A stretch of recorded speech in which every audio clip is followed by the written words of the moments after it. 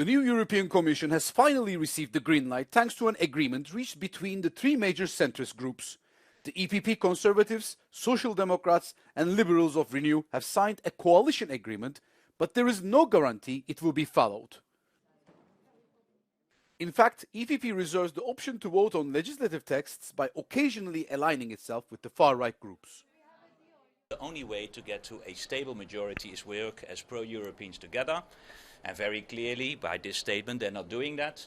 They're breaking the pact of working together as pro-Europeans. And as I said, I don't have the feeling that from now on EPP will not work together with ECR anymore.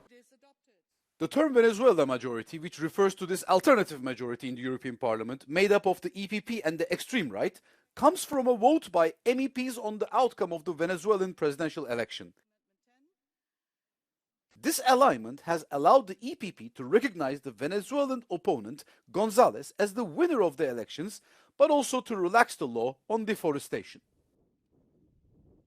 There's two different movements that we have to distinguish. And the first one is that, as was the case with Venezuela, that the EPP, they drafted a text and the far-right parties voted together with them. But then a few weeks later, on a decision on the EU budget and whether or not to finance EU external borders, physical EU external borders, there we saw that the AfD proposed a text and the EPP voted for them, with them.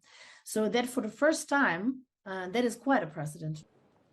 On a case-by-case basis, the EPP could therefore align itself with the far right on immigration, for example, and then align itself with the centrist parties in votes on finances.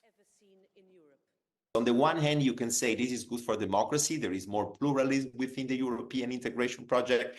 But you can also say that this is coming at a very high price because many of those political groups on the far right are challenging directly the legitimacy of the European projects. Contacted by Euronews, the EPP dismissed claims of a Venezuelan majority, criticizing efforts by left-wing groups who they think are still upset over their losses in the last elections.